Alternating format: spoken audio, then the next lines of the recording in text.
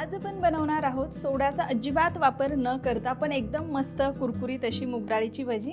रेसिपीला सुरुवात करूया। त्यासाठी इथे मी 4 तास भिजवलेली मूग डाळ घेतली, त्यातलं सगळं पाणी काढून टाकलेले। आता आपल्याला एक मिक्सरचं जार घ्यायचं आहे आणि त्यामध्ये ही डाळ बारीक करून घ्यायची। आता यामध्ये घालूयात आपण लसूण, हिरव्या मिरच्या, 5-6 हिरव्या मिरच्या घेतलेल्या आणि यामध्ये आता पाणी न घालता आपल्याला हे मिक्सरला वाटून घ्यायचे। आता हे मी मिक्सर मधून बारीक करून घेतले आणि बघू शकता एकदम बारीक न करता याला असं जाडसर टेक्स्चर आहे आणि पाणी अजिबात घातलेलं नाही। आता हे आपल्याला एका मोठ्या बाउल मध्ये काढून घ्यायचे। आता एका मिक्सरच्या भांड्यामध्ये आपल्याला अर्धा टीस्पून जिरं घ्यायचे, 1 टीस्पून बडीशेप आणि 1.5 टीस्पून एवढे धने घेतले। हे जाडसर आपल्याला बारीक करून घ्यायचे। आता हे बघू शकता अशा पद्धतीने हे बारीक केले, खूप बारीक नाही केलेलं, जाडसरच ठेवले। आता काय करायचं आपल्याला याला चांगलं फेटून घ्यायचं। पीठ चांगलं फेटल्यानंतर याचा रंग सुद्धा थोडासा लाईट होतो। आता हे चांगलं फेटून झालंय। आता यामध्ये आपल्याला मीठ घालायचे,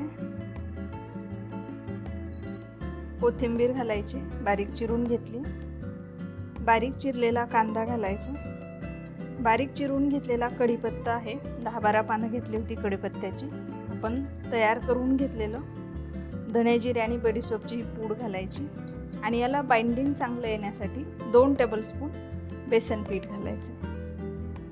आता पुन्हा हे सगळं एकत्र मिक्स करून घ्यायचे।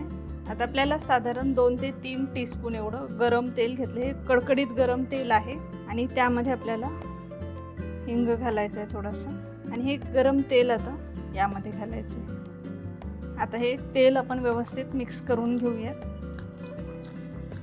आता हे मिक्स करून झाले, याची आपण भजी तळून घेऊयात। आता इथे तेल गरम करायला ठेवलेलं, तेल चांगलं गरम होऊ द्यायचं। तेल गरम झाले, आपण भजी सोडूयात।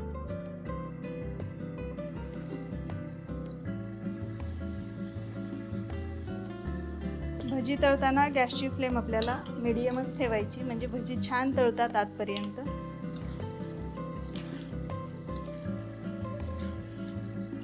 भजी छान तळली गेली आहेत, आता काढून घेऊयात। रंगही बघू शकता एकदम मस्त आलाय आणि छान कुरकुरीत झाली।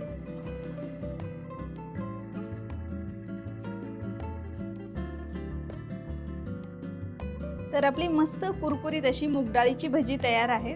रेसिपी कशी वाटली हे मला कमेंट करून नक्की सांगा। व्हिडिओ आवडला असेल तर लाईक, शेअर आणि चॅनलवरती नवीन असाल तर नक्की सबस्क्राईब करा।